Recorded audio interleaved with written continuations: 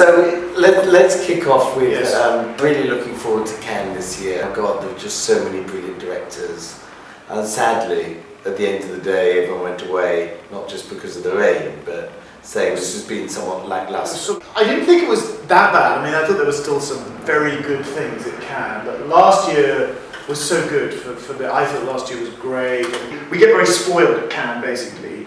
Basically, people who are new to Cannes, they come around and they're wide-eyed and they're saying, this is amazing. And I feel very ashamed of myself for being so jaded and drawling. Oh God, it's so frightfully boring because the Kiarostami is not up to snuff this year. Actually, you can see some great stuff. We'll get onto it in a minute. Yeah. We did see some fascinating stuff. I guess if you've had a good one the year before, this is always happening. Yeah. It's like music festivals. One of the films I was really looking forward to seeing was ODR's Rust and Bone. Oh, yes. He's blown us away so many times on Prophet and The Beat That My Heart Skipped and Shumenev. It actually really grew on me. Kind of a fascinating story, kind of contrived, about a guy who's an amateur boxer who falls in love, or at any rate forms a complex and ambiguous friendship with a woman who trains orca whales, and one of the whales went mad and ate her legs, and now she's in a wheelchair with no legs, and they fall in love. It really swept me along, and after a while I really bought it. And whether that was one of those kind of delusional things that sometimes happens with films when you walk out of the cinema and think, what was I thinking? That was bullshit. But actually, I kind of like it. I like it because Marion Cotillard is in it, and I think she's such a good actor. Yeah. I mean, I thought it was exactly as you were saying. It was a victim of Cannes syndrome. What is Cannes? From ODR, that you want everything to be brilliant. You're expecting your favourite directors to deliver the best film they've ever made. These films tend to be very tough. Yeah. And this was quite sentimental. I'm not sure that I agree that it was and when she's stroking the nose of the whale in the tank, I'm sort of going. Well, the way you described it too, Peter, it sounds a bit like a South Park episode. It is a bit South Park. It is a bit South Park. It is a bit South Park. I actually bought it as a love story, basically, because it is so huge, this bizarre, almost like an installation effect. It sounds so bizarre, and it is. The way it was directed very well by Audiard, who gets these fantastic performances out of them, and it is so forthright and open. What can I say? I kind of rolled over for it. But I think at the end of the day, though, it is a really good film. It's just we just expected 10% more from a director of his stature. How much of the backstory was shown? How was it shown? The whole bit with the legs getting bitten off. It was presented almost indirectly in that we cut to a kind of underwater shot of the platform. But no, you don't see. It's not like the climactic scene of Jaws 3 shark eating Robert Shaw. No, it's not like that. Can I ask you about another film? I'm asking about the ones I did see. John Hillcoat's Lawless. Oy vey, I didn't like it. Oh my God. No. And because I ended up being heavily involved in doing a re-edit of The Proposition. I was thinking about The Proposition all the way through this, thinking, golly, this is like The Proposition but not as good, frankly. And this is kind of macho sentimental, really. It's of these actors who are people like Shia LaBeouf, who I kind of like. He was good, wasn't he? It's good acting. And Tom Hardy is in it, who is this incredible heartthrob. I don't get it. Every woman I know with a pulse seems to fall down dead at the mention of Tom Hardy's name. I think he's a rough, tough cream puff. Oh, he's a rough, tough cream puff. I get that. But what is it? I mean, wearing all these kind of woolens. Yeah. I don't get the sort of woolly jumper thing. It's about bootlegging. Yeah, it's based on a true story. In Kansas, in the 30s, and it's about these hillbillies who are all brewing and have enormous stills. Yeah. A corrupt Fed officer then comes in and starts demanding a take. So they're all in like dungarees and dirty old torn sort of checked shirts. Yeah. And then Guy Pearce as the baddie comes in the most ridiculous outfit. And to me, that is actually what destroys the film. Guy Pearce is like, he belongs in sort of like a Batman movie. I know. Amongst all these hillbillies. He looks a little bit like Dirk Bogart in Death in Venice. He comes on with all this sort of weird slick hair. It's like, you guys have got to pay me off. And he's kind of a little bit gay, but not very gay. And he puts on his white leather gloves before he beats anyone up. Yes. He has this absurd haircut, which has been shaved slightly down the middle.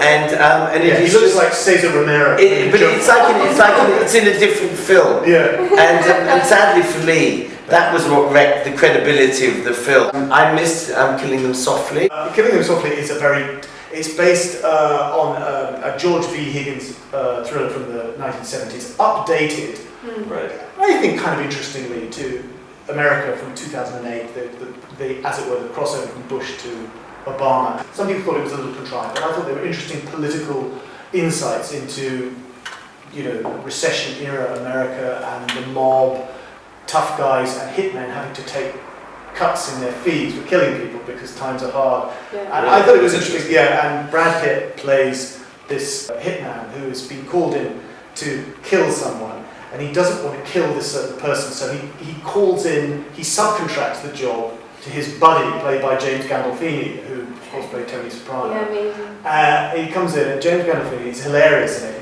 When Brad Pitt's face, when he realised his old buddy, who he's hoping could do this second job, is in fact now a hopeless drunk, virtually a paranoid schizophrenic, and a prostitute addict. And he realised when he shows up in the hotel that this guy he can't function, never mind whack somebody. And he realises that he's going to have to kill him now just to sort out the mess.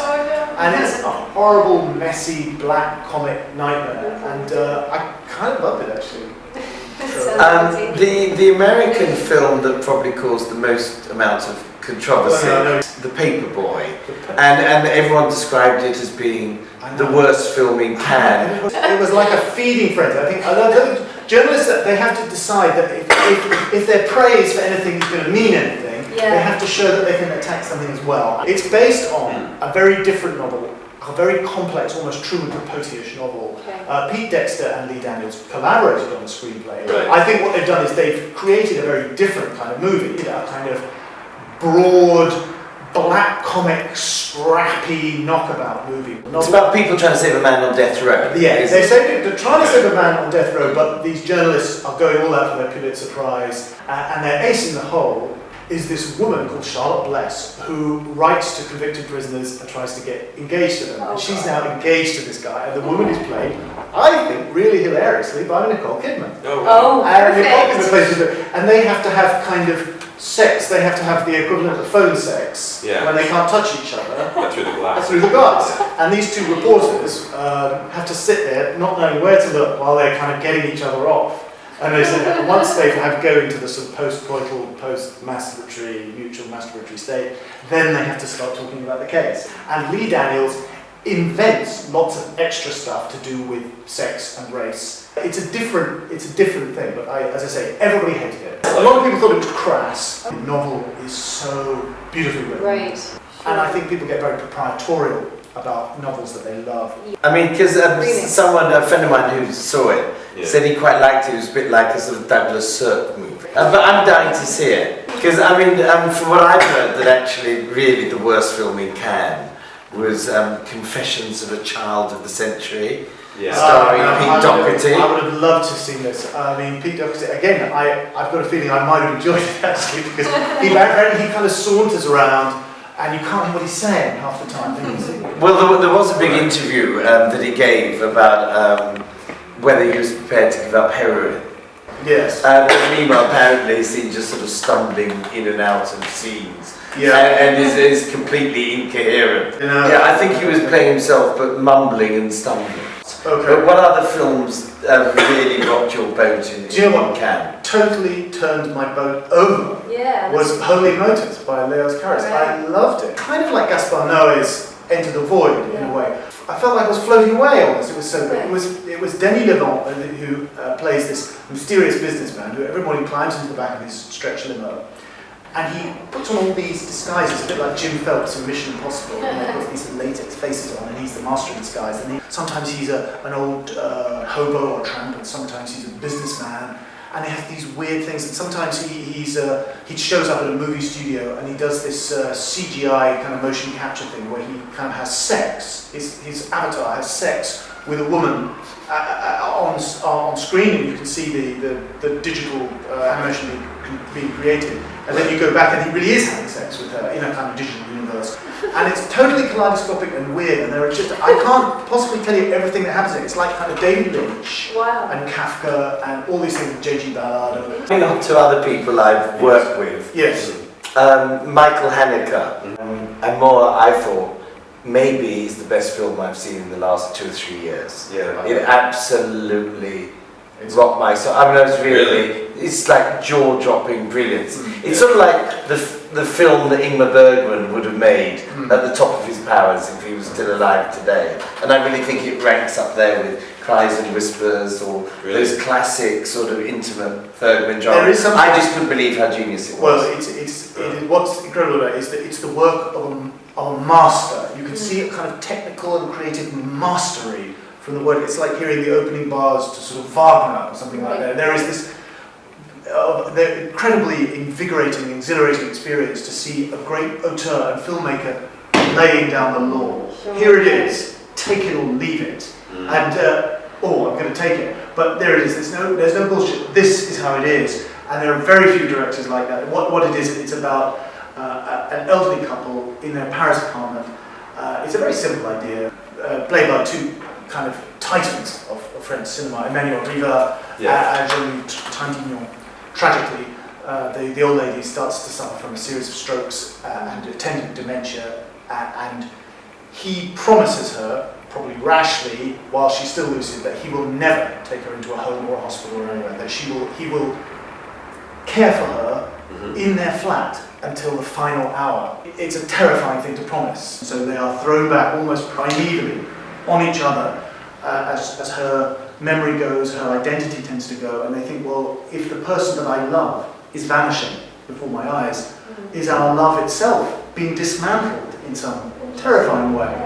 Having said that, there is a brutal Haneke-esque side to it, because in the real world, I think you wouldn't be able to do it quite so to the bitter end like this. And it reminded me very much of his very early film, The Seventh Continent. It's cinema without anesthetic. It doesn't give you any solvents or emollients. It is brutal and it's bone scraping, and you've just got to live with it. But its sheer mastery is what is so impressive about it. Also for me, I mean, I don't know, I went through that with both of my parents individually, who both died at home, they both were suffering. I think it still hits home to anybody, even if you haven't had to go through that sort of shattering experience.